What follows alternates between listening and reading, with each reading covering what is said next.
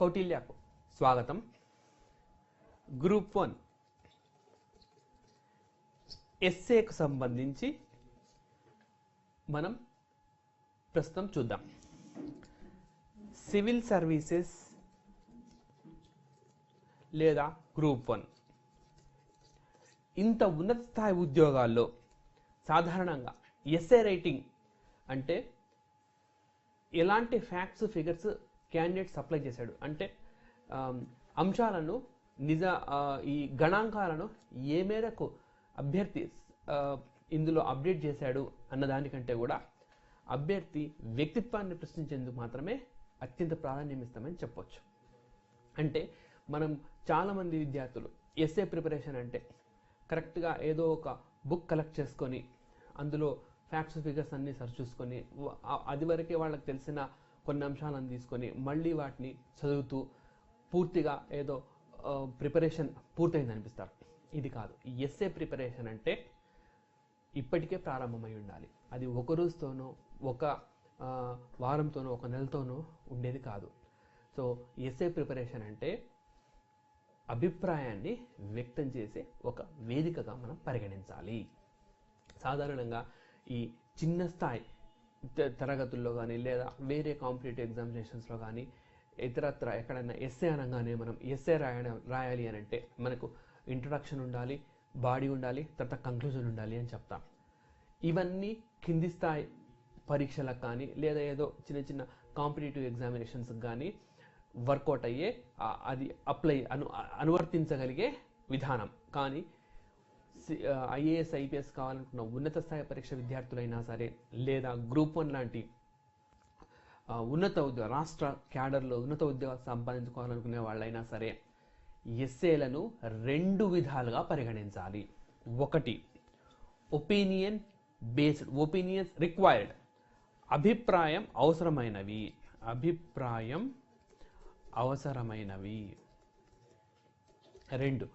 అభిప్రాయం ప్రాధాన్యం లేనివిగా పరిగణించాలి. ఈ 2 రకాల ఎస్ఏలు మాత్రమే ఉంటాయి. మళ్ళీ మనం చాలామంది ఈ ఎకానమీ ఇష్యూస్ అని, సోషల్ ఇష్యూస్ అని, తర్వాత సైన్స్ అండ్ టెక్నాలజీ ఇష్యూస్ అని లేదా పొలిటికల్ బేస్డ్ ఇష్యూస్ అని చెప్తాం. అవన్నీ కాదు, 2 రకాలుగా మాత్రమే మనం పరిగణించాలి. అభిప్రాయం అవసరమైనవి, అభిప్రాయం అవసరం లేనివి. అంటే ఏంటి? ఒక చిన్న ఉదాహరణ తీసుకొని చెప్తాం. ప్రభుత్వం ఇటీవలే డిమానిటైజేషన్ చేసింది, పెద్ద నోట్లను రద్దు చేసింది. పెద్ద నోట్లను రద్దు చేయడం అనే ఎస్ఏను మనం పరిగణిస్తే అది మనకు అభిప్రాయం అవసరము అన్న కేటగిరీ కిందకి వస్తుంది. అంటే ఏంటి అసలు? పెద్ద నోట్ల రద్దు నిజం సబబా కాదా? పెద్ద నోట్ల రద్దు విషయంలో ప్రభుత్వం తీసుకున్న చర్యలు సరైన చర్యలా కాదా? ఈ ఒక్క దేశం మొత్తంగా లేదా ఇద్దరు వ్యక్తుల మధ్య కానీ సమాన అభిప్రాయము, ఒకే ఒక రకమైన అభిప్రాయం ఉండాల్సిన అవసరం ఎంత మాత్రమూ లేదు. ఒక వ్యక్తి ఇది సరైన చర్యగా భావించవచ్చు, మరో వ్యక్తి ఈ నిర్ణయాన్ని తప్పు పట్టవచ్చు. ఎవరైతే వ్యక్తి సరైన నిర్ణయంగా భావిస్తాడో ఎందుకు అది సరైన నిర్ణయమో ఖచ్చితంగా చెప్పగలగాలి, స్పష్టంగా ఆధారాలతో సహా ప్రూవ్ చేయగలగాలి. ఏ విధంగా అది కరెక్టో సబ్స్టాన్షియేట్ చేయగలగాలి. అదేవిధంగా ఎవరైతే వ్యక్తి ఇది నిర్ణయం సరైన నిర్ణయం కాదని చెప్తున్నాడో ఆ వ్యక్తి కూడా దీన్ని సబ్స్టాన్షియేట్ చేయగలగాలి. మీరు ఈ రెండింటిలో ఎస్ఏ రాయబోయే మీరు ఈ రెండింటిలో ఏ వర్గం, ఏ కేటగిరీ కిందకు వస్తారు అని చెప్పి అడిగితే ఇప్పటికిప్పుడు మీరు ఒక్క రోజులో అభిప్రాయం ఫామ్ చేసుకోకూడదు. అసలు నగదు రద్దు అంటే ఏమిటి? నగదు రద్దు వల్ల ప్రయోజనాలు ఏంటి? నగదు రద్దు వల్ల ఏ వర్గాలకు ఉపయోగపడుతుంది? ఈ అంశాలన్నీ మీకు తెలిసి ఉండాలి. లేదా నగదు రద్దు వల్ల వచ్చిన ఇబ్బందులు ఏంటి? ఎవరు ఎక్కువ ఇబ్బంది పడ్డారు? ప్రభుత్వం ఏం ఆశించి ఈ నిర్ణయం తీసుకుంది? చివరికి ప్రభుత్వానికి కానీ లేదా ప్రజలకు కానీ ఏం దక్కింది? ఆ ఫలాలు ప్రజలకు చేరడానికి ఇంకా ఎంతకాలం పడుతుంది? ఇవన్నీ మనం పరిగణించాలి. అవన్నీ ప్రాథమిక అంశాల కిందికి మనం పరిగణించాలి. అంటే ఒక అంశానికి సంబంధించి స్పష్టమైన అభిప్రాయం అనేది ఉండాలి. ఆ అభిప్రాయము ప్రభుత్వం తీసుకున్న నిర్ణయానికి అనుకూలంగానే ఉండాలా అంటే అవసరం లేదు. మీరు ఎప్పుడైతే పూర్తి స్థాయిలో మీరు అనుకున్న భావాలను స్పష్టంగా సూటిగా చెప్పగలుగుతారో సోదాహరణంగా కూడా వివరించగలుగుతారో అప్పుడు మీరు ప్రభుత్వ నిర్ణయాన్ని పూర్తి స్థాయిలో వ్యతిరేకించవచ్చు. ఒకవేళ ఎగ్జామినర్ ఎవరైతే మీ పేపర్ని కరెక్షన్ చేస్తున్న ఫ్యాకల్టీ కానీ ఆ ఎగ్జామినర్ కానీ ఉన్నారో అతను పూర్తిగా మీకు భిన్నమైన అభిప్రాయం కలిగి ఉండే వ్యక్తి అయినా సరే మీరు వ్యక్తం చేసిన అభిప్రాయంలో స్పష్టత, సూటిదనము, ఉదాహరణలు, కేస్ స్టడీస్ ఉన్నప్పుడు మీకు ఏమాత్రం మార్కులు తగ్గించే ఇబ్బంది ఉండదు. కాకపోతే మీరు ఆ కన్విన్సింగ్గా రాయగలగాలి. ఆ కన్విన్సింగ్గా రాయగలగాలి అని అంటే అంశంలో ప్రతి స్టెప్కు ఒక అంశానికి సంబంధించి పూర్తి స్థాయిలో రివ్యూ మీ దగ్గర ఉండాలి. సో ఇంకొక ఉదాహరణ చూద్దాం. ఇటీవల కాలంలో ప్రభుత్వము జిఎస్టీని ప్రవేశపెట్టి, సో జిఎస్టీ ఇప్పుడు పార్లమెంట్ ఆమోదం పొందింది. అట్లాగే దాదాపుగా 22 రాష్ట్రాలు ఆమోదించాయి. ఆ తర్వాత రాష్ట్రపతి సంతకం కూడా దానిపైన పూర్తయింది. కాబట్టి ఇది ఏప్రిల్ 1, 2017 నుంచి జిఎస్టీని అమలు చేయాలని కేంద్రం భావిస్తుంది. అటు ఇటుగా అయినా ఖచ్చితంగా జిఎస్టీ అమల్లోకి రాబోతుంది. దీనిపైన కూడా అభిప్రాయం అవసరం. నిజానికి జిఎస్టీ వస్తే ఏమవుతుంది, జిఎస్టీ రావడం వల్ల ఎవరికి ప్రయోజనం చేకూరుతుంది, ఏ లక్ష్యంతో ప్రభుత్వం జిఎస్టీని ప్రవేశపెట్టింది, ఆ లక్ష్యం ఏ లక్షిత వర్గాలని ప్రయోజనం చేకూరుస్తుంది, ఇవన్నీ మీకు తెలిసి ఉండాలి. ఇవి అభిప్రాయం అవసరమైనవి. అలాగే మరికొన్ని అంశాలు ఉంటాయి, వాటికి భిన్నమైన అభిప్రాయాలు ఎప్పుడూ వ్యక్తం కావు. వాటిని మనం అభిప్రాయం అంత ప్రాధాన్యం లేనిగా పరిగణిస్తాం. ఉదాహరణకి ఉగ్రవాదం. దీంట్లో 2 అభిప్రాయాలు ఎవరికి ఉండవు. ఉగ్రవాదం ఉండాలని కొందరు కానీ ఉగ్రవాదం ఉండకూడదని కానీ ఎవరు చెప్పరు. అయితే ఆ మార్గాలు భిన్నమై ఉండొచ్చు. ప్రతి ఒక్కరూ ప్రపంచవ్యాప్తంగా ఎవరైనా సరే ప్రపంచానికి ఉగ్రవాదం అనేది ఒక పెనుముప్పు లాంటిది. అది ఏ రూపంలో ఎక్కడ ఉన్నా పూర్తిగా అణిచివేయాలి. దీనిపైన మీకు 2 అభిప్రాయాలు వ్యక్తం కాదు. అదే ఇంతకుముందు నేను చెప్పినట్టు జిఎస్టీ అనే అంశం పైన 2 అభిప్రాయాలు వ్యక్తం అవ్వచ్చు. కొంతమంది జిఎస్టీకి అనుకూలంగా ఉండొచ్చు, కొంతమంది జిఎస్టీకి అనుకూలంగా ఉండకపోవచ్చు. లేదా నగదు రద్దుకు సంబంధించి చాలామంది దీన్ని సమర్థిస్తున్న వాళ్ళు ఉన్నారు మన దేశంలో, చాలామంది వ్యతిరేకిస్తున్న వాళ్ళు కూడా ఉన్నారు. ఇది 2 అన్ని అభిప్రాయాలు. కానీ మీరు ఉగ్రవాదాన్ని అణిచివేయాలి లేదా ఉగ్రవాదాన్ని రూపుమాపాలి అన్న అంశం పైన ఏ ఒక్కరు కూడా భిన్నాభిప్రాయాలు వ్యక్తం చేయరు. అయితే ఆ మార్గం పైన మాత్రం అభిప్రాయాలు ఉండొచ్చు. అంటే కొందరేమో సోషియో ఎకనామిక్ ఇష్యూగా దీన్ని పరిగణించాలి, సాంఘికంగా ఆర్థికంగా అన్ని వర్గాలను అభివృద్ధి చేసినప్పుడు ఉగ్రవాదం ఉండదు అని చెప్పి ఒకరు భావించవచ్చు. మరొకరు పూర్తి స్థాయిలో పటిష్టమైన సైనిక బలాన్ని పెంచుకొని ఉగ్రవాదులను ప్రోత్సహిస్తున్న దేశాలపైన సరైన ప్రపంచ స్థాయి దేశాలు చర్యలు తీసుకున్నప్పుడు దీన్ని పూర్తిగా అణచివేయచ్చు అని చెప్పి 2 భిన్నమైన మార్గాలు ఉండొచ్చు. ఇలా అభిప్రాయం అంతగా ప్రాధాన్యం లేని ఎస్ఏలు, అభిప్రాయం అంత ప్రాధాన్యం ఉండే ఎస్ఏలుగా మనం పరిగణించవచ్చు. లేకపోతే మనం మరొకటి పరిశీలిస్తే ఇస్రో సాధించిన విజయాలు, దీనికి ఎవరికి భిన్నాభిప్రాయాలు ఉండవు. ఇటీవల కాలంలో ఇస్రో అమోఘమైన విజయాలను సాధించింది. అగ్రదేశాలకు, అమెరికా, రష్యా లాంటి అగ్రదేశాలకు ఎంతైతే వ్యయం చేస్తున్నారో ఆ వ్యయంలో అంతే విజయాలని మనం 10% వ్యయంతో సాధిస్తూ ఉన్నాం. దీనిపైన ఎవరికి 2 భిన్నాభిప్రాయాలు లేవు. కాబట్టి ఇది అభిప్రాయం ప్రాధాన్యం లేనివిగా మనం పరిగణించాలి. అంటే ఎస్ఏలు మనకు ఎన్ని రకాలుగా విభజించవచ్చు అని అంటే అభిప్రాయం అవసరమైనవి, అభిప్రాయం అవసరం లేనివి. అవి పొలిటికల్ ఇష్యూస్ కావచ్చు, లేదా ఎకానమిక్ ఇష్యూస్ కావచ్చు, సోషల్ ఇష్యూస్ ఏవైనా సరే మనకు కొన్ని ఉండొచ్చు. పేదరికం అనే అంశం ఉంది. ఆ పేదరికాన్ని పారదోలాలి, పేదరికాన్ని నిర్మూలించాలి. దీనిపైన ఎవరికి 2 అభిప్రాయాలు అనేవి ఉండవు. అయితే అనుసరించే మార్గాల్లో భిన్నంగా ఉండొచ్చు. కొంతమంది వ్యక్తులు అన్ని రకాల స్కీమ్లను అప్లై చేయాలి, లేకపోతే పేదలకు అన్ని పూర్తిగా ఉచితంగా అందించాలి అని చెప్పేవాళ్ళు ఉండొచ్చు.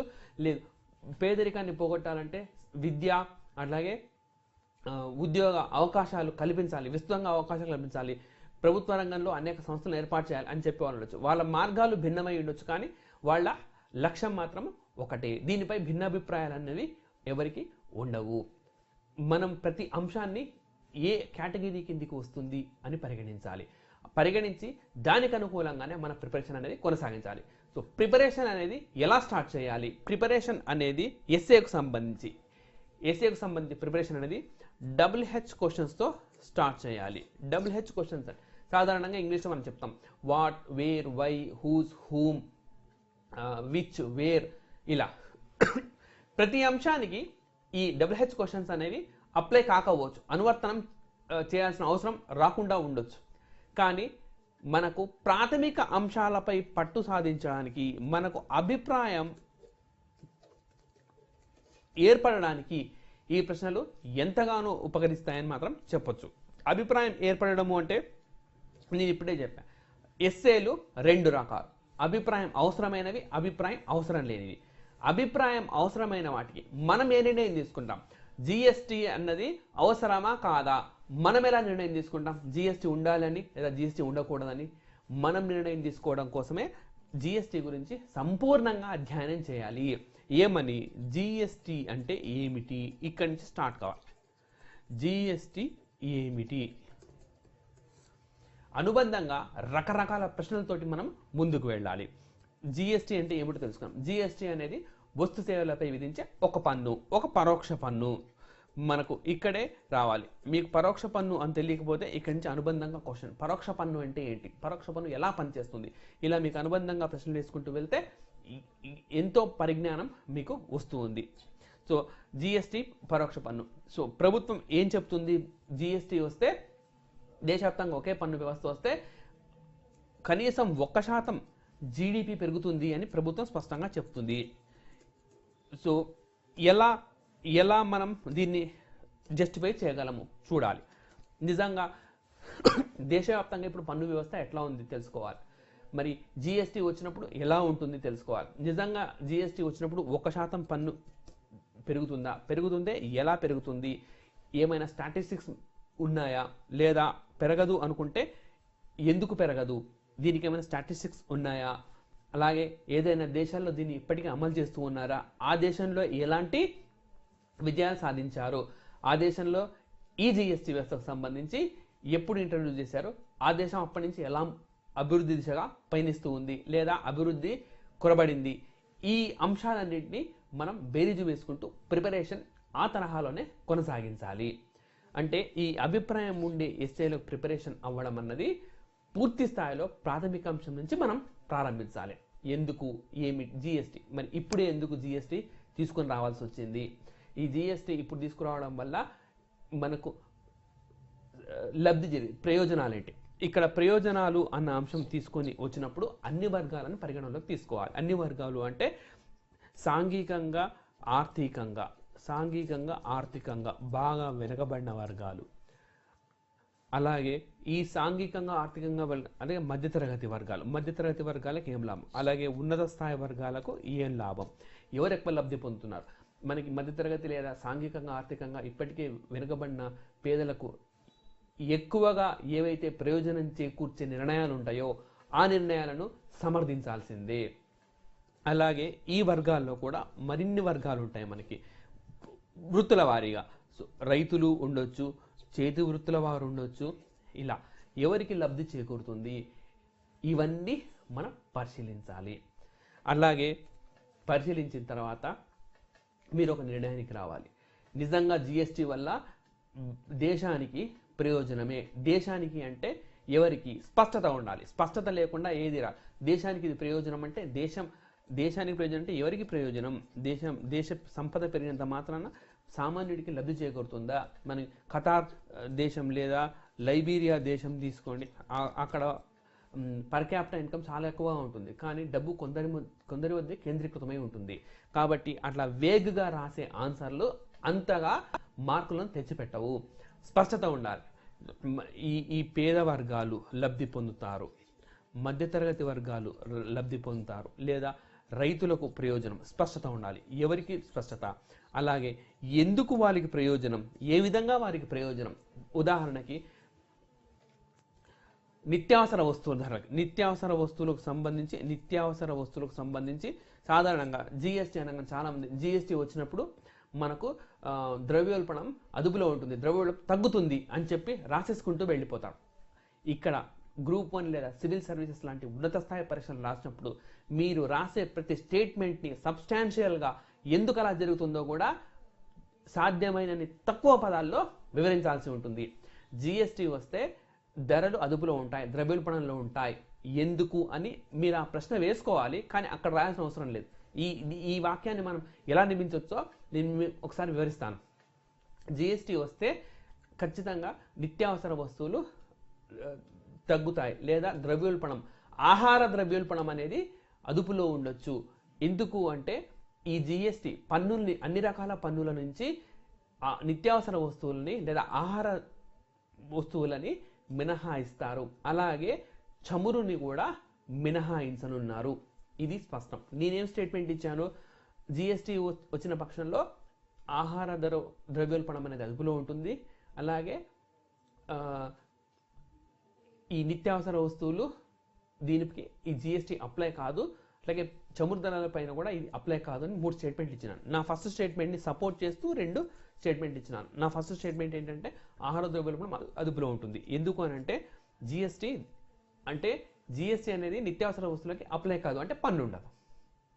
ఓకే, పన్ను ఉండదు కాబట్టి అవి ధరలు పెరగవు. 2, చమురు ధరలు ఎప్పుడైతే పెరుగుతాయో అది మనకి మిగతా వాటిపైన కూడా ప్రభావం చూపిస్తుంది. జనరల్గా ఈ వెజిటేబుల్స్, కూరగాయలు కానీ నిత్యావసర వస్తువులు కానీ మనం వాహనాలలో ఒక ప్రాంతం నుంచి ఇంకో ప్రాంతం తీసుకెళ్తారు. ఎప్పుడైతే పెట్రోల్ ధరలు పెరుగుతాయో అప్పుడు ఆ వాహన ట్రాన్స్పోర్ట్ ఛార్జెస్ కూడా పెరుగుతాయి. ట్రాన్స్పోర్ట్ ఛార్జెస్ పెరిగినప్పుడు ఈ నిత్యావసర వస్తువుల ధరలు కూడా పెరుగుతాయి. ఇలా ఒక ఎఫెక్ట్ ఇంకొక దానిపైన ఎఫెక్ట్ పడుతుంది. దీన్ని క్యాస్కేడింగ్ ఎఫెక్ట్ అని చెప్తాం ఇంగ్లీష్లో, క్యాస్కేడింగ్ ఎఫెక్ట్. సో పెట్రోల్కి క్యాస్కేడింగ్ ఎఫెక్ట్ అనేది ఉంటుంది. అది ఒక దగ్గర ధర పెరిగితే దాని ప్రభావం ఇతర వస్తువులపై కూడా పడుతూ ఉంటుంది. ఇప్పుడు పెట్రోల్ని, ఆహార ధరల్ని మినహాయించినందువల్ల అక్కడ ట్యాక్స్ ఉండదు కాబట్టి నిత్యావసర వస్తువులు, ఆహార ద్రవ్యోల్బణం అనేది అదుపులో ఉంటుంది. అంటే మీరు ఏదైతే స్టేట్మెంట్ ఇస్తారో ఆ స్టేట్మెంట్కి ఎవిడెన్స్ కూడా ఎంబడే సపోర్ట్ చేసే ఎవిడెన్స్ అనేది ఉండాలి. ప్రతి అంశానికి మీరు ఒక విషయం ఎస్టాబ్లిష్ చేయాలి. ఎస్టాబ్లిష్ చేసే విషయానికి సబ్స్టాన్షియల్గా ఎవిడెన్స్ ఇవ్వాలి. ఈ ఎస్సే ఈ క్రమంగానే రాసుకుంటూ వెళ్ళాలి. ముఖ్యంగా అభిప్రాయం అవసరమైన అంశాలకు సంబంధించి ఇలా మనం ఎస్సేని డెవలప్ చేసుకోవాలి. ఇది ఒక్క రోజులో సాధ్యం కాదు. మీరు అన్ని రకాల అంశాలను పరిగణలోకి తీసుకోవాలి. ఇప్పుడు ప్రస్తుతం కంట్రోవర్షియల్ ఇష్యూస్ ఏవైతే ఉన్నాయో ఆ ఇష్యూస్ అన్నిటిపైన రకరకాలుగా ప్రశ్నలు వేసుకుంటూ ఉండాలి. మనం డిమానిటైజేషన్ అనే మరొక అంశానికి ప్రస్తుతం వద్దాం. నగదును రద్దు చేశారు. నగదు ఏదైతే పెద్ద నోట్లు ఉన్నాయో మనకి 1000 రూపాయల నోట్లు, ఆ తర్వాత 500 రూపాయల నోట్లు రద్దు చేశారు. ఇది సబమైన నిర్ణయమా కాదా అని చెప్పి మనం తెలుసుకోవాలంటే ప్రభుత్వం ఎందుకు ఈ నిర్ణయం తీసుకుంది, why the government has taken this decision. ప్రభుత్వం ఏం చెప్తుంది, నల్లధనంపై మేము పోరాటం చేస్తూ ఉన్నాము కాబట్టే మేము రద్దు చేశాము, మాకు సహకరించండి అని ప్రభుత్వం చెప్తుంది. మరి ఈ నిర్ణయం వల్ల నల్లధనము ఎలా కట్టడవుతుంది? ప్రభుత్వం ఏం చెప్తుంది, ప్రశ్న సమాధానం చెప్పింది. ఇప్పుడు ఖచ్చితంగా వాళ్ళు బ్యాంకులో తమ నగదును సమర్పించాలి. తమ నగదును సమర్పించకపోతే అది వృధాగా అయిపోతుంది. డిసెంబర్ 30 తర్వాత ఏదైతే ఉందో అది ధనం అనేది వృధాగా మారుతుంది. ఈలోపు వాళ్ళు పెద్ద మొత్తంలో సమర్పిస్తే ఎక్కడి నుంచి వచ్చాయని చెప్పి మేము ప్రశ్నిస్తాం. ఈ విధంగా మేము నల్లధనాన్ని అరికడతామని చెప్తుంది. మీరు దీన్ని కేవలం పేపర్లలోనూ టీవీలలోనూ వస్తున్న వార్తలను చూసి సేకరించుకోవడం కాదు. నిజానికి చాలా ప్రశ్నించే తత్వం ఈ ఎస్ఏ ప్రిపరేషన్లో ఉండాలి. ఇంత చెప్తున్న ప్రభుత్వం అసలు ఈ నోట్ల రూపంలో ఎంత నల్లధనం ఉంది, ఈ నోట్లు ఎన్ని ఉన్నాయి, ఎంత నల్లధనం ఉంది, ఈ నల్లధనం డిసెంబర్ 30 నాటికి ఎంత ప్రభుత్వానికి చేరింది, ప్రభుత్వం అనుకున్న లక్ష్యాన్ని ఏ విధంగా అధిగమించగలిగింది, ఈ చేరుకునే క్రమంలో సామాన్యులు ఎంత మేరకు ఇబ్బంది పడ్డారు, సామాన్యుల ఇబ్బందులను తొలగిస్తూ ప్రభుత్వం అప్పటికప్పుడు తీసుకున్న తాత్కాలిక చర్యలేమి, దీర్ఘకాలిక చర్యలేమి, ఇవన్నీ ఒకదాని వెనుక ఒకటి ప్రశ్నల పరంపర కొనసాగుతూనే ఉండాలి. ఇప్పుడు మనం అధ్యయనం అనేది అలా చేయాలి. రద్దు చేసే నాటికి 500 నోట్లు, 1000 రూపాయల నోట్లు ఎంత ఉన్నాయి మొత్తం చలామణిలో, లిక్విడిటీలో? మన భారతదేశంలో ఒక 100 నోట్లు ఉన్నాయి అని అంటే ప్రతి 100 నోట్లకి 86 నోట్లు 500 లేదా 1000 రూపాయల నోట్లు ఉన్నాయి. మరి అంటే 100 రూపాయల్లో 86 రూపాయలు ప్రభుత్వం వెనక్కి తీసుకుంటుంది. మళ్ళీ 80 రూపాయలు ప్రభుత్వము రీప్లేస్ చేయాలి. ఎంత తక్కువ కాలంలో అలా చేయగలదు? 1978 నుంచి ఈ నోట్లు ముద్రిస్తూనే ఉన్నారు. అట్లాంటిది 2016 నవంబర్ 8న ఒక్కసారిగా నిర్ణయం తీసుకొని 70 నుంచి ముద్రిస్తున్న ఈ నోట్లను ఎంత తక్కువ కాలంలో అందుబాటులోకి తీసుకురాగలరు? ఇవన్నీ మనం ఆలోచించాలి. ఇవన్నీ ఆలోచించి ఒక నిర్ణయానికి రావాలి. ఇది మంచి నిర్ణయమా, చెడ్డ నిర్ణయమా అన్నది స్పష్టత అభ్యర్థికి ఖచ్చితంగా ఉండాలి. స్పష్టత అనేది ఉన్నప్పుడు మాత్రమే మనం రాసే ఎస్ఏకి న్యాయం చేయగలము. లేదు అని అంటే ప్రారంభంలో ఒక అభిప్రాయం వ్యక్తం చేసి చివరికి వచ్చేసరికి పూర్తిగా అభిప్రాయం మారిపోతుంది. ఇవన్నీ కేవలం మనం అభిప్రాయం అవసరమైన అంశాలకు సంబంధించి. అలాగే ఇలా ప్రతి అంశానికి సంబంధించి కూలంకషంగా అభిప్రాయాలను మనం ఫామ్ చేసుకోవాలి. ఆ తర్వాత అన్ని కోణాల్లో వాటిని ప్రశ్నించుకుంటూ వెళ్ళాలి. ప్రతి పదానికి ఒక అర్థం ఉంటుంది. ఒక ఎస్సే మనం రాసేటప్పుడు రకరకాల పదాలతో వాటిని అడుగుతూ ఉంటారు, ప్రశ్నిస్తూ ఉంటారు. అన్ని రకాల ప్రశ్నలకి ఒకే రీతిన సమాధానం రాయడం అన్నది కుదరదు. అలా మీకు మార్కులు తెచ్చిపెట్టవు. ఎగ్జామినర్ ఏమి కోరుకుంటున్నాడో అదే మీరు రాయాల్సి ఉంటుంది. అంటే ఉదాహరణకి సమీక్షించండి అని అడగవచ్చు. 2 వివరించండి అని అడగవచ్చు. లేదా పరిశీలించండి అని అడగవచ్చు. లేదా తులనాత్మకంగా పరిశీలించండి.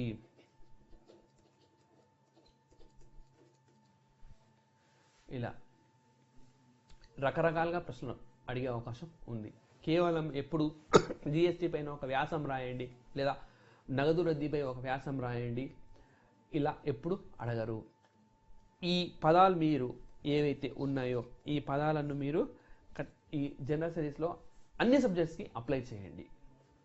పాలిటీ కావచ్చు, హిస్టరీ కావచ్చు, ఎకానమీ కావచ్చు, సైన్స్ అండ్ టెక్నాలజీ కావచ్చు, ఏ అంశమైనా సరే ప్రతి అంశానికి మీరు 4 కోణాలు చూడాల్సి ఉంటుంది. ఈ 4 కోణాలు చూడాలి అని అంటే మీకు ఆ అంశంపై ప్రాథమిక అంశాలు తెలిసి ఉండాలి, ఫ్యాక్ట్స్ ఫిగర్స్ తెలిసి ఉండాలి, అభిప్రాయము ఏర్పడి ఉండాలి. లేదు అని అంటే ఎన్ని భిన్న రకాలుగా అడిగే ప్రశ్నలకు సరైన న్యాయం చేయడం ఎంత మాత్రం సాధ్యం కాదు. ఈ పదాలకు అర్థాలేంటి, ఒక్కొక్క పదానికి ఒక్కొక్క అర్థం ఏంటి అంటే, ఫర్ ఎగ్జాంపుల్ జిఎస్టీని సమీక్షించండి అన్నారనుకోండి. జిఎస్టీని సమీక్షించడం అంటే నిజానికి ఆ పన్ను అమల్లోకి వచ్చినాక ప్రభుత్వం ఏ లక్ష్యంతో ఇది ఇంట్రడ్యూస్ చేసింది, ప్రభుత్వం ఏ లక్ష్యంతో దీన్ని ఆమోదించింది, తెరపైకి తెచ్చింది, ఆ లక్ష్యం ఎంతవరకు ఫుల్ఫిల్ అయింది అన్నది మాత్రమే చూడాలి. ఈ పర్టికులర్ ఆన్సర్ మనం సమీక్షించండి అని రాస్తూ ఉన్నప్పుడు జిఎస్టీ ఎప్పుడు లోక్సభలో ఇంట్రడ్యూస్ చేశారు, అలాగే ఈ బిల్లుని ఏ డేట్ నాడు పాస్ చేశారు, జిఎస్టీ కౌన్సిల్ అంటే ఏంటి, జిఎస్టీ కౌన్సిల్ స్లాబ్ రేట్స్ ఏంటి, ఇవన్నీ మనము రాయాల్సిన అవసరం ఉండదు.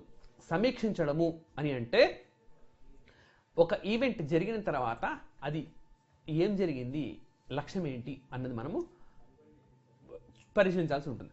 ఈ జిఎస్టీ అంశానికి సంబంధించి ఇప్పుడు ఇంకా అది అమల్లోకి రాలేదు కాబట్టి మనం చేయాలి. ఉదాహరణకి నేను ఇంకో అంశం తీసుకుంటా. ఇటీవలి కాలంలో ఒలింపిక్స్లో భారతదేశం ఘోరంగా వైఫల్యం చెందింది. ఇది మనం సమీక్షించవచ్చు. ఏమని సమీక్షించవచ్చు? భారతదేశం ఒలింపిక్స్లో అంతగా అభివృద్ధి సాధించలేదు, కేవలం 2 పథకాలు మాత్రమే సాధించింది. ఇంతవరకు ఎన్నడూ లేని రీతిలో, ఇంత ముందున్నప్పుడు లేని రీతిలో అంతమంది, చాలా ఎక్కువ మంది క్రీడాకారులను భారతదేశము పంపించింది. అయినా కూడా పథకాల వేటలో మాత్రం 2తోనే సర్దుకోవాల్సి వచ్చింది. అదే 2012 ఒలింపిక్స్లో భారతదేశం 6 పథకాలతోటి తిరిగి వచ్చింది, మెరుగైన సత్తా చూపింది. ఇప్పుడు మనం సమీక్షిస్తాం ఎందుకు ఇలా జరిగింది. మన దగ్గర అంతర్జాతీయ స్థాయి క్రీడా నైపుణ్యం కొరవడింది. అంతర్జాతీయ స్థాయిలో పోటీ పడేలా ఇక్కడ వేదికలు లేవు, శిక్షణ ఇచ్చే ట్రైనర్స్ లేరు. అలాగే అంతర్జాతీయ స్థాయిలో మనకి పోటీ పడే స్థాయిలో సరైన ఇన్ఫ్రాస్ట్రక్చర్ లేదు. ఇవన్నీ మనం సమీక్షిస్తాం. ఇవన్నీ జరిగాయి. అలాగని మన క్రీడాకారులకు సత్తా లేదని కూడా ఏమి చెప్పలేము. మనకు కూడా ఆ స్టాండర్డ్ ట్రైనింగ్ ఉంటే, మనకు కూడా ఆ స్టాండర్డ్ ఫెసిలిటీస్ ఉంటే ఖచ్చితంగా మన క్రీడాకారులు కూడా ఎంతో అద్భుతంగా రాణిస్తారు. మన దేశంలో క్రికెట్ అనేది దానికి ఎంతో సపోర్ట్ ఉంది. కాబట్టి ప్రతిసారి వరల్డ్ కప్ కాకపోయినా ఖచ్చితంగా భారతదేశం అగ్రజట్లలో ఒకటిగా ఇప్పుడు ప్రస్తుతం ఉంది అంటే కారణం ఆ క్రీడకున్న ప్రోత్సాహం. మరి అంత స్థాయి ప్రోత్సాహము ఏ క్రీడకు ఉంది? మన జాతీయ క్రీడ అయిన హాకీ కూడా అంత సపోర్ట్ లేదు మన దేశంలో. మీకు క్రికెట్ గ్రౌండ్స్ ఎన్ని కనపడతాయి, హాకీ గ్రౌండ్స్ ఎన్ని కనపడతాయి, ఇవన్నీ మనం సమీక్షించాల్సి ఉంటుంది. అంటే ఈవెంట్ ఒలింపిక్స్ అనే ఈవెంట్ ఇప్పుడు జరిగిపోయింది కాబట్టి దాన్ని మనం పూర్తి స్థాయిలో సమీక్షించవచ్చు.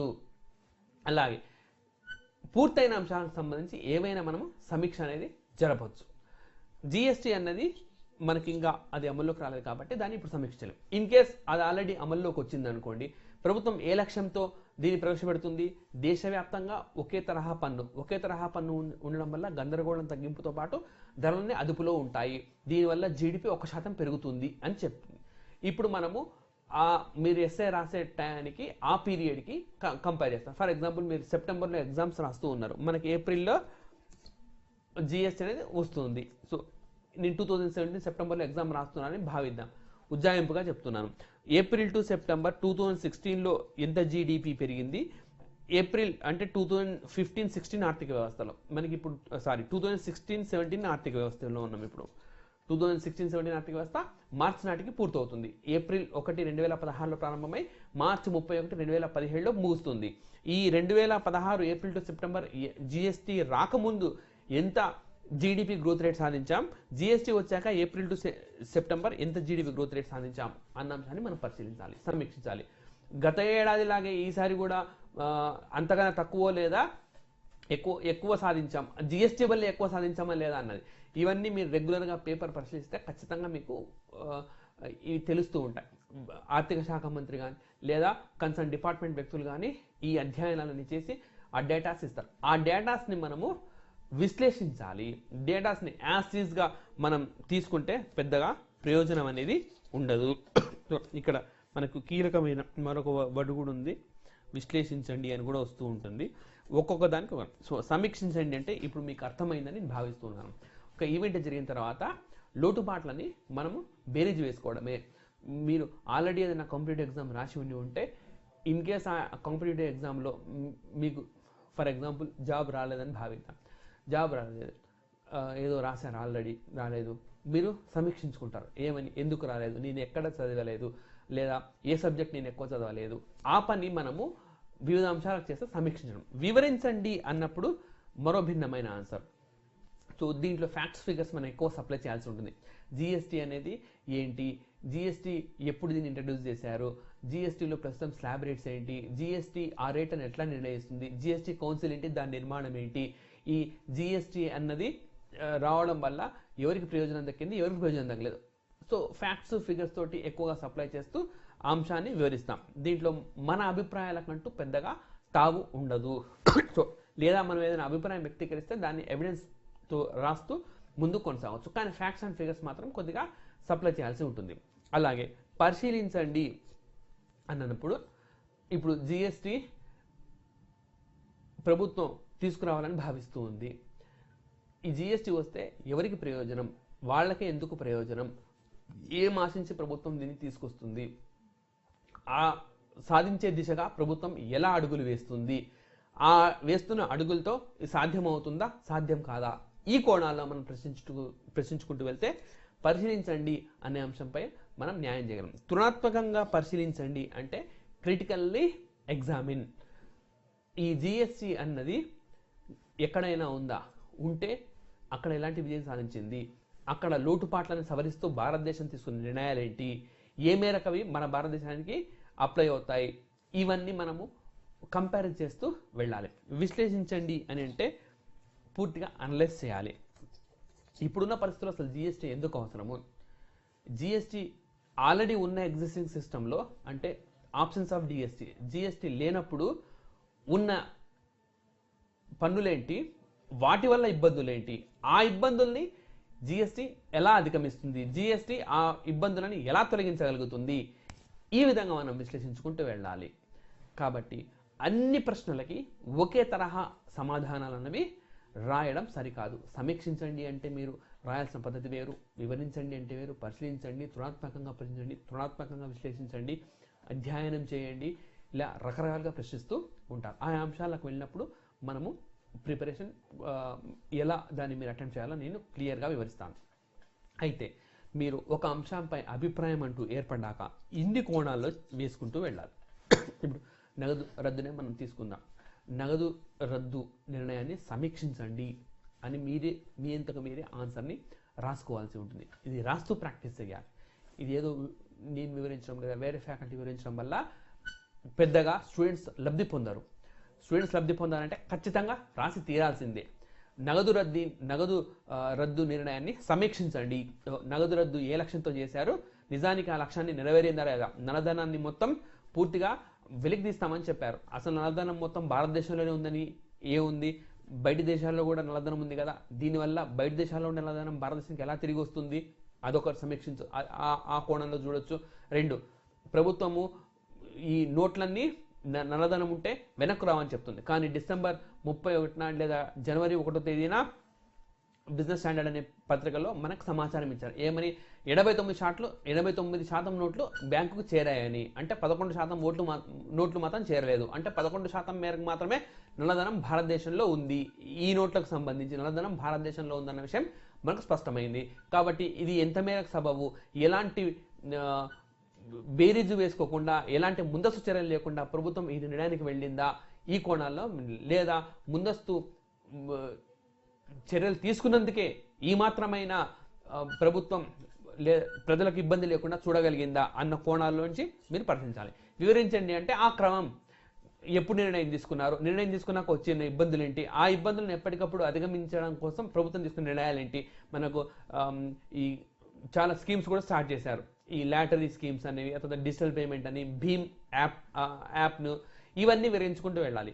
సో నిర్ణయం తీసుకున్నది మొదలు మీ ఎగ్జామినేషన్ రాసే రోజు వరకు కూడా ఏవే నిర్ణయాలు తీసుకుంది ప్రజల ఇబ్బంది తొలగించడానికి, మనం ఒక క్రమ పద్ధతిలో అవి ఏ విధంగా ప్రజలకు ఉపయోగపడుతున్నాయి అన్ని చక్కగా వివరిస్తూ వెళ్ళడమే వివరించండి అన్న అంశం కిందికి వస్తుంది. పరిశీలించండి అన్నప్పుడు దీన్ని మరికొంతకాలం మనం వేచి చూడాల్సింది. ప్రభుత్వ నిర్ణయం ఎంత మేరకు సఫలీకృతమైంది, ఎంత మేరకు ఈ డిజిటల్ ప్రభుత్వం లక్ష్యాలు రెండిందులో, నల్లధనాన్ని వెతికి తీయడం, ప్రజల్ని డిజిటల్ పేమెంట్స్ దిశగా తీసుకెళ్లడం, ఎంత మేరకు డిజిటల్ పేమెంట్స్ దిశగా తీసుకెళ్లగలిగారు. ఇదే పీరియడ్లో గత ఆర్థిక సంవత్సరాల్లో ఎంత డిజిటల్ పేమెంట్స్ జరిగాయి, ఇప్పుడు ఎంత డిజిటల్ పేమెంట్స్ జరిగాయి, ఇవన్నీ మనం పరిశీలిస్తాం.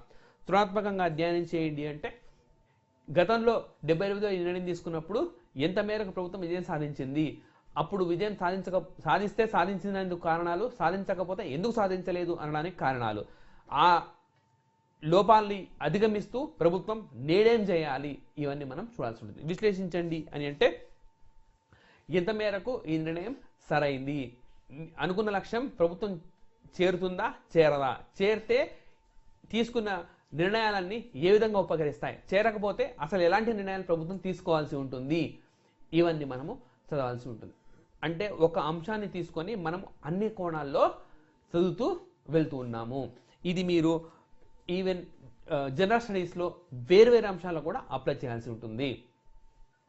ప్రతిదాన్ని టెక్స్ట్లో ఉన్నట్టుగా యాజ్ ఇట్ ఈస్గా చదవకుండా ఇన్ని కోణాల్లో చదవడం ద్వారా మీ నాలెడ్జ్ అన్నది చాలా విస్తరిస్తుంది, వైడ్గా మారుతుంది. అలా నేరోగా ఆలోచించకుండా వైడ్గా ఆలోచించినప్పుడే మన పరిజ్ఞానం అన్నది ఎస్ఐ రైటింగ్లో కన్స్ట్రక్టివ్గా రాసే అవకాశం ఉంటుంది. సో ఇలా నాలెడ్జ్ పెంచుకున్నాం, ఇలా రకరకాలుగా మనం ఒక అంశాన్ని విశ్లేషిస్తూ వెళ్ళాం.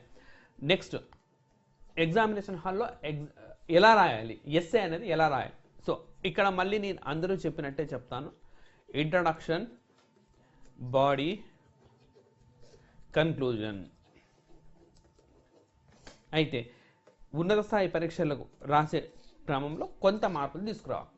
ఈ ఎస్ఏ ఆర్గనైజేషన్ మాత్రం ఇలాగే ఉంటుంది. ఇంట్రడక్షన్లో మనం ఏం చెప్తాం అంటే, introduction start with the latest event, the most latest event. ఏంటి ఆ లేటెస్ట్ ఈవెంట్ అని అంటే అది అంశంపై ఆధారపడి ఉంటుంది. ఉదాహరణకి ప్రస్తుతం మనం తీసుకున్న అంశమే చూద్దాం, నగదు రద్దు గురించి, పెద్ద నోటు నగదు రద్దు గురించి. స్టార్ట్ చేయడమే నవంబర్ 8న ప్రధానమంత్రి నిర్ణయం తీసుకున్నారు, దీంతో ప్రజలు ఎంతో ఇబ్బంది పడ్డారు, నల్లధనాన్ని వెలికితీయడమే ప్రభుత్వ లక్ష్యము, ఈ దిశగా కొంతమేరకు విజయం సాధించింది అని చెప్పి నెక్స్ట్ బాడీలోకి రావాలి. అలా కాకుండా ద లేటెస్ట్ డిసిషన్ మనం తీసుకోవాలి. ఇప్పుడు మనం జనవరి 1st వీక్లో ఉన్నాం. డిసెంబర్ 30వ తేదీన భారత ప్రధాని భీమ్ అనే యాప్ను ప్రారంభించారు. డిజిటల్ పేమెంట్స్ను ప్రోత్సహించాలి, నల్లధనం పెరుగుదలను నివారించడమే లక్ష్యంగా ఈ యాప్ను ప్రారంభించారు. పేదలు కూడా డిజిటల్ చెల్లింపులకు అనుకూలంగా మార్చే యాప్ ఇది. విడుదలైన అతి కొద్ది రోజుల్లోనే అత్యధిక మంది దీన్ని డౌన్లోడ్ చేసుకున్న యాప్గా ఒక కొత్త రికార్డ్ సృష్టించింది అని మనం ఇంట్రడక్షన్ ప్రారంభిస్తే ఎగ్జామినర్కి ఏమో అర్థమవుతుందంటే క్యాండిడేట్కి అంశంపై నాలెడ్జ్ ఉంది, నాలెడ్జ్ని అప్డేట్ చేసుకుంటున్నాడు అన్న విషయం అర్థమవుతుంది. అంటే నాలెడ్జ్ ఉండడం వేరు, నాలెడ్జ్ని అప్డేట్ చేసుకోవడం వేరు. ఎప్పుడో ఉన్న నాలెడ్జ్ని ఇంకా మనం అదే ఇంట్రొడక్షన్గా రాస్తూ అది వెళ్ళడం అంత సముచితమైంది కాదు. ఎప్పటికప్పుడు అప్డేట్ కావాలి. ఈవెన్ మీరు గ్రూప్ 1 ఎగ్జామ్ ఈరోజు నేను ఎస్ఏ ఎగ్జామ్ రాయబోతున్నానని చెప్తే ఈరోజు పేపర్ కూడా చదవాలి. మనకు ఆ రోజు జరిగిన ఈవెంట్ పైన ఒక అంశం రావచ్చు. ఉదాహరణకి ఉగ్రవాదంపై మీరు ఒక ఎస్ఏ రాస్తూ ఉన్నాం. ఉగ్రవాదంపై ఎస్ఏ రాస్తూ ఉన్నప్పుడు మనం భారతదేశంలో ముంబై దాడులు, ఆ తర్వాత హైదరాబాద్ పూణేలో బాంబు, ఇలా కాకుండా పఠాన్ కోట్, ఆ తర్వాత మనకి ఉరి సంఘటన, ఆ తర్వాత భారత సర్జికల్ స్ట్రైక్, అంటే ఉగ్రవాదం సంబంధించి అంశాలని ఇప్పటికి కూడా క్యాండిడేట్ అప్డేట్ అవుతూ ఉన్నాడు. లేకపోతే చాలామంది ఇంట్రడక్షన్లో సాధారణంగా ఉగ్రవాదం అన్నది చాలా ఒక పెను సమస్య, ఇది ప్రపంచ శాంతిని విఘాతంగా మారింది, ఇలాంటి వేగ్ స్టేట్మెంట్స్ అన్నది రాస్తూ ప్రారంభిస్తే అది ఎక్కడో చదివిన అంశంగా దాన్ని ఇక్కడ ప్రజెంట్ చేస్తున్న అంశంగా ఎగ్జామినర్కి తెలిసిపోతుంది. మీ ఎస్ఏ అనేది యూనిక్గా ఉండాలి, అది మీరు సొంతంగా సృష్టించారు అన్న భావన కలగాలి. భావన కలగడం కాదు, నిజంగా మీరు సృష్టించాలి. ఎలా సృష్టించగలరు అంటే ప్రతి కాన్స్టెంట్, ప్రతి డెవలప్మెంట్ని మీరు చదువుతూ వెళ్ళాలి. ఉరి సంఘటన తర్వాత భారతదేశం సర్జికల్ స్ట్రైక్కు పాల్పడింది. ఈ నేపథ్యంలో రెండు దేశాల మధ్య ద్వైపాక్షిక సంబంధాలు సరిగ్గా లేవు. అదేవిధంగా కేవలం భారతదేశంలోనే కాకుండా ప్రపంచవ్యాప్తంగా ఉగ్రవాదం అన్నది పెనుముప్పుగా మారింది. ఎందుకు అనంటే ఈ అంశానికి ఈ ఉగ్రవాదం మూలంగా సిరియా, యెమెన్ దేశాలు పూర్తి స్థాయిలో అభివృద్ధి దిశగా వెళ్ళడం లేదు. ఐక్యరాజ్య సమితి ఈ రిఫ్యూజీ అంటే మనకి రిఫ్యూజీ అంటే తెలుగులో ఓకే యుఎన్ రిఫ్యూజీ ఐక్యరాజ్య సమితి, సో రిఫ్యూజీ అంటే కరెక్ట్ స్ట్రైక్ కావట్లేదు నాకు, యునైటెడ్ నేషన్స్ రిఫ్యూజీ ఏజెన్సీ అని ఉంది, శరణార్థుల సంస్థ, రైట్. ఈ శరణార్థుల సంస్థ ఒక నివేదిక ఇచ్చింది. సిరియా, యెమెన్లో ఎక్కువ మంది ప్రజలు ఆ దేశాలను వదిలి వెళ్ళిపోతూ ఉన్నారు. అంటే లేటెస్ట్ ఈవెంట్ని రీసెంట్గా ఇచ్చిన డేటా అది. సిరియా, యెమెన్లలోనే ప్రపంచంలోని అన్ని దేశాల కంటే సిరియా, యెమెన్, ఆఫ్ఘనిస్తాన్లోంచి ఆయా దేశ ప్రజలు తమ దేశంలో బ్రతకలేక వేరే దేశాలకు వెళ్ళిపోతాం. ఈ వెళ్ళిపోయే క్రమంలో కూడా ఎంతోమంది తమ ప్రాణాలను కోల్పోతున్నారు. ఈ అంశంతో మనం ప్రస్తావిస్తే ఉగ్రవాదం అనే సమస్యను లేటెస్ట్గా అప్డేట్ అవుతూ ఉండడంతో పాటు అలాగే ఈ ఉగ్రవాదం సమస్య వల్ల ప్రస్తుతం ఎక్కడ సఫర్ అవుతున్నారు ప్రజలు అన్న అంశాన్ని స్పష్టంగా క్యాండిడేట్ ఫాలో అవుతున్నాడు అన్న భావన ఎగ్జామినర్లో ఏర్పడుతూ ఉంటుంది. అలా సో నేను ముందు నుంచి మీకు చెప్తూ ఉన్నా, ఒక అభిప్రాయాన్ని మీరు ఫామ్ చేసుకోవాలి. మీరు ఫామ్ చేసుకున్న అభిప్రాయం ఏదైతే ఉందో ఆ అభిప్రాయాన్ని ఇంట్రడక్షన్లోనే వ్యక్తం చేయాలి. ఉదాహరణకు మీరు నగదు రద్దుని పూర్తి స్థాయిలో సమర్థిస్తూ ఉన్నారనుకుందాం. మీరు ఏమని చెప్పొచ్చు, భీమ్ యాప్ అన్న యాప్ని 4 రోజుల్లోనే భారతదేశంలోనే అత్యంత వేగంగా డౌన్లోడ్ చేసుకున్న యాప్గా రికార్డ్ సృష్టించింది అంటే ప్రజలు ఏ విధంగా డిజిటల్ వైపుకు వెళ్ళాలన్న విషయాన్ని సూచిస్తూ ఉంది. ఈ విధంగా ఇది సూచించడాన్ని బట్టి చూస్తే ప్రజలు నల్లధనం నిర్ణయంపై కేంద్రం తీసుకున్న నిర్ణయం సబబుగానే అంగీకరించినట్టు తెలుస్తుంది. ఈ నేపథ్యంలో నల్లధనంపై పోరాటం అనేది ప్రభుత్వం సరైన దిశలో ఉందనే భావించాలి. అంటే మీకు ఎగ్జామినర్కి ఏం చెప్పారంటే మీరు ఈ నిర్ణయాన్ని సమర్థిస్తున్నారు, అలాగే మీరు పూర్తిగా అప్డేట్ అవుతూ ఉన్నారన్న విషయాన్ని సమర్థిస్తాం. బాడీలో మీరు ఎందుకు ఆ నిర్ణయాన్ని సమర్థిస్తూ ఉన్నారు అన్నది చెప్పుకోవాలి. సో ఇంట్రడక్షన్ అనేది మనకి 7 to 8 లైన్స్ దాదాపుగా మనం రాయొచ్చు. అది ఎన్ని వర్డ్స్ అడిగారు అన్న దాన్ని ఆధారంగా చేసుకొని మీరు ఆ నిర్ణయం తీసుకోవాల్సి ఉంటుంది. ఫర్ ఎగ్జాంపుల్ 200 వర్డ్స్ అడిగారు అనుకోండి, మీరు దాదాపుగా 40 to 50 వర్డ్స్ని మీరు ఇంట్రడక్షన్లో చేయొచ్చు. అదే ఒక 1000 వర్డ్స్ ఎస్సే అడిగారనుకోండి, మీరు ఇంట్రడక్షన్ని కొంత ప్రొలాంగ్ చేయొచ్చు. అలాగే బాడీలో మీరు అనుకున్న అంశాన్ని ప్రతిదీ మీరు ఎస్టాబ్లిష్ చేస్తూ వెళ్ళాలి. ఏ అంశం, నగదు బదిలీ ఎందుకు సబాబు మీరు భావిస్తూ ఉన్నారు, ఏ విధంగా ఈ నిర్ణయాన్ని మీరు సమర్థిస్తున్నారు, ఏమైనా కేస్ స్టడీస్ ఉన్నాయా, ఇవన్నీ మీరు ప్రస్తావించాల్సి ఉంటుంది. ఉదాహరణలతో సహా ఫ్యాక్ట్స్తో సహా మీరు ఎక్స్ప్లెయిన్ చేయాల్సి ఉంటుంది. చివరికి కంక్లూజన్లో మీరు ఆ నిర్ణయాన్ని సమర్థించడం వల్ల జరిగే లబ్ధి ఏంటి, ప్రభుత్వం ఆశిస్తుంది ఏంటి, చివరికి ఫలితం ఏంటి, లేదా ఇంకా ఏమన్నా ఇంప్రూవ్ చేయాల్సిన నిర్ణయాలు ఉన్నాయా, ఇంప్రూవ్ చేయాలంటే ఎలా ఇంప్రూవ్ చేయాలి, ఈ అంశాలను కూడా మీరు పూర్తిగా ప్రస్తావించాల్సి ఉంటుంది.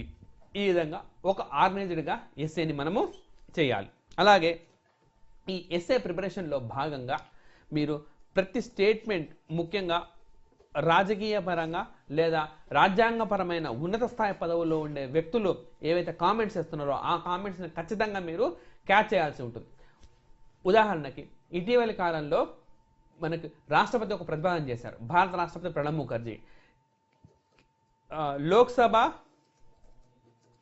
రాష్ట్రాల శాసనసభలకు ఒకేసారి ఎన్నికలు.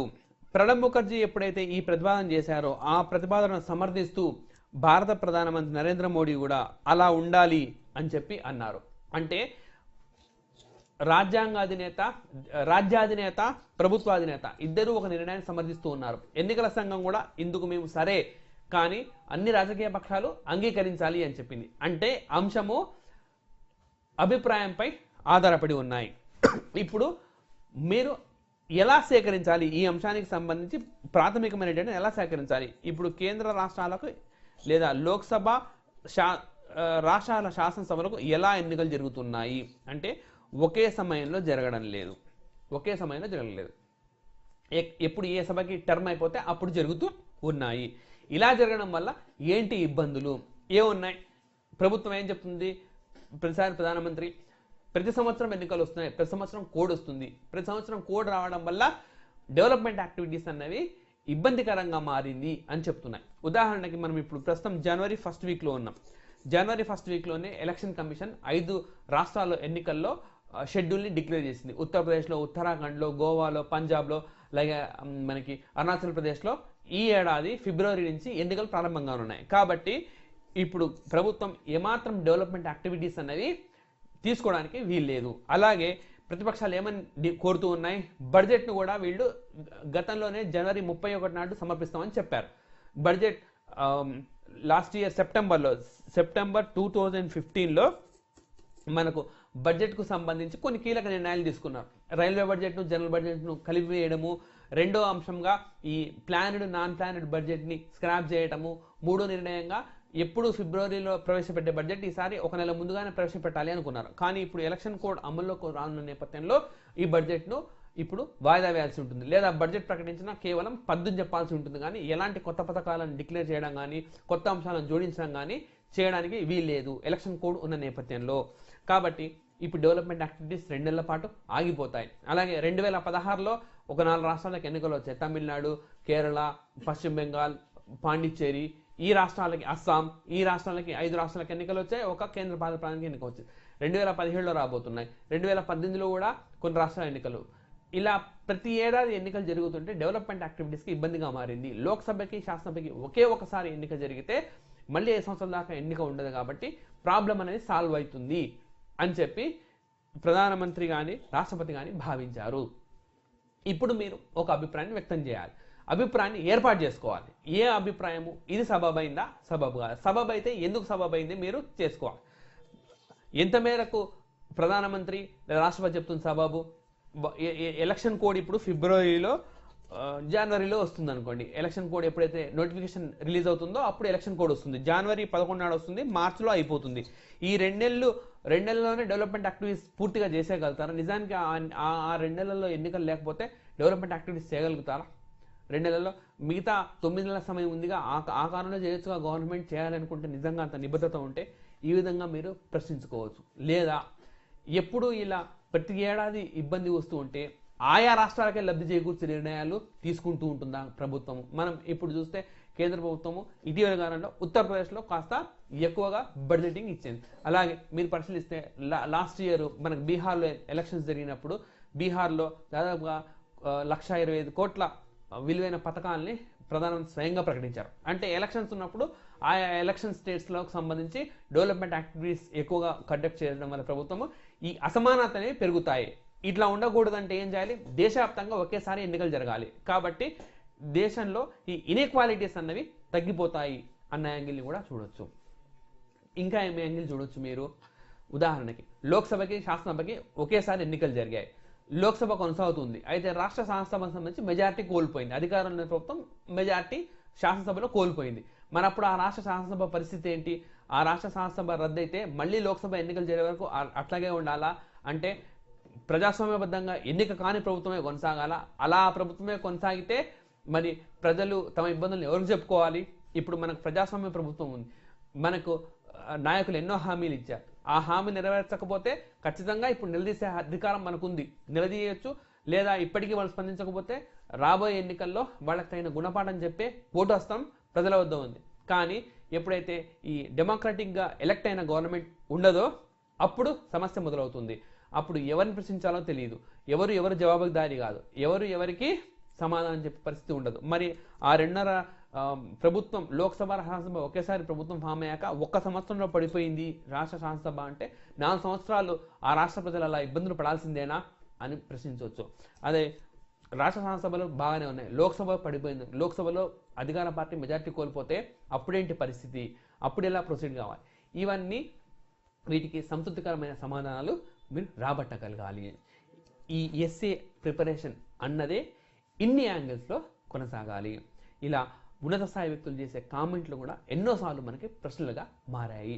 ఉదాహరణకి ఇదే మారచ్చు, లోక్సభ శాసనసభలకు సంబంధించి ఒకేసారి ఎన్నికలు జరగాలన్న ప్రతిపాదనను విశ్లేషించండి అని అనుకోవచ్చు. లేదా లోక్సభ శాసనసభలకు సంబంధించి ఒకేసారి ఎన్నికలు జరగడం అనే అంశాన్ని మీరు పరిశీలించండి, తృణాత్మకంగా అధ్యయనం చేయండి అని అన్నప్పుడు మీరు అన్ని రకాల అభిప్రాయాలు వ్యక్తం చేస్తూ ప్రతి దానిలో ప్రాబ్లమ్స్ ఏంటి, కాన్సిక్వెన్సెస్ ఏంటి, ప్రాబ్లమ్స్ ఏంటి, కాన్సిక్వెన్సెస్ ఏంటి, అంటే సమస్య ఏంటి, దాని ఫలితాలు ఏంటి, సమస్య ఏంటి, దాని ఫలితాలు ఏంటి, ఎలా పరిష్కరించవచ్చో చూడగలగాలి.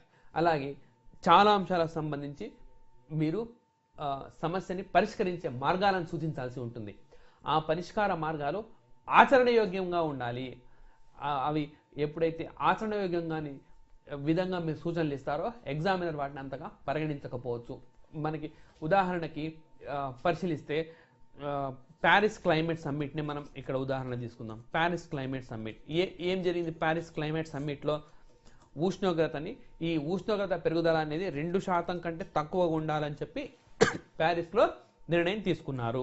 దాన్నే మనం ప్యారిస్ పర్యావరణ ఒప్పందంగా చెప్తున్నాం. ఉష్ణోగ్రత పెరుగుదల అనేది 2% కంటే తక్కువగా ఉండాలి. ఈ నిర్ణయం తీసుకుంటే ఈ 2% ఈ పెరుగుదల ఎందుకు ఉందంటే క్లోరోఫ్లోరోకార్బన్ల మూలంగా ఉందని మనకు తెలిసింది. ఇది మీకు సైన్స్ అండ్ టెక్నాలజీలో వస్తుంది. క్లోరోఫ్లోరోకార్బన్ల మూలంగా మనకి ఉష్ణోగ్రత పెరుగుదల అనేది ఉంది. ఈ క్లోరోఫ్లోరోకార్బన్లు ఎక్కువ రిలీజ్ చేసేది ఇండస్ట్రీస్. మీరు ఈ సమస్యకు పరిష్కారం చూపండి అని అంటే అన్ని ఇండస్ట్రీస్ని మూసివేయాలి అని మనం చెప్పామనుకోండి, అది నిజంగా సమస్యను పరిష్కరిస్తుంది. 2% పెరుగుదల కాదు, ఇంకా చాలా తక్కువగా పడిపోతుంది. ఎప్పుడైతే మొత్తం అన్ని ఇండస్ట్రీస్ మనం మూసేస్తామో అప్పుడు ఉష్ణోగ్రత పెరుగుదల దాదాపుగా 0.2-0.3% అంటే ఎక్కువగా ఉండదు. కానీ ఇది సరైన నిర్ణయమా, ఆచరణయోగ్యమా? అసలు ఇండస్ట్రీస్ని మూసివేయడం అంటే అన్ఎంప్లాయ్మెంట్ పెరిగిపోతుంది, మనకు ఈ జీడిపి పడిపోతుంది, ఆర్థిక వ్యవస్థ పూర్తిగా స్తంభిస్తుంది. ఎప్పుడైతే ఇంతమంది ఒక్కసారిగా ప్రజలు ఉద్యోగాలు కోల్పోతారో ఒక రెవల్యూషన్ కూడా వచ్చే అవకాశం ఉంటుంది, అస్థిరంగా మారుతుంది. దేశం మొత్తం అస్థిరంగా మారడంతో పాటు పూర్తి స్థాయిలో గందరగోళ పరిస్థితి ఏర్పడుతుంది. ఇట్లాంటి ఆచరణ యోగ్యం కానీ నిర్ణయాలను మనము వ్యక్తం చేయడానికి వీల్లేదు. ఇందులో రీజనబుల్గా ఉండాలి. మనం సూచించే పరిష్కార మార్గాలనేవి చాలా రీజనబుల్గా ఉండాలి. ఎక్కువగా పొల్యూషన్ కాస్ చేస్తున్న ఇండస్ట్రీస్పై కొన్ని రకాలైన నియంత్రణ విధానాలు పాటించాలి. అట్లాగే ఆల్టర్నేటివ్ సోర్సెస్కి వెళ్ళాలి. అంటే సౌరశక్తి కానీ లేదా టైడల్ ఎనర్జీ కానీ అలా లేదా పవన శక్తి కానీ విండ్ ఎనర్జీ కానీ దీంట్లో సాధ్యమైనంత మేరకు వీటిని పెంపొందింపజేస్తూ అట్లాగే మరింత ఫారెస్ట్రీ పెంచడం కోసం యత్నించాలి. ఇట్లాంటివి ఆచరణయోగ్యమైన పరిష్కార మార్గాలను సూచించాలి. కానీ మనం సూచించే పరిష్కార మార్గాలు అంత రాడికల్గా ఉండడానికి వీల్లేదు. ఇలా ఎక్కడికక్కడ అప్రోచ్ని బ్యాలెన్స్ చేసుకుంటూ వెళ్ళడం వల్ల ఎస్ఏ అనేది మీరు ఊహించిన స్థాయిలో కన్స్ట్రక్టివ్గా ఫామ్ అవుతుంది. సో ఇది ఎస్ఏ రాసే విధానానికి సంబంధించిన అంశాలు. పూర్తి స్థాయి ఎస్ఏలతో ఒక్కొక్క అంశము ఆ అంశానికి సంబంధించి అన్ని కోణాల్లో ప్రశ్నల్ని విశ్లేషించుకునే క్లాసెస్ని ముందు ముందు కంటిన్యూ చేద్దాం. Thank you.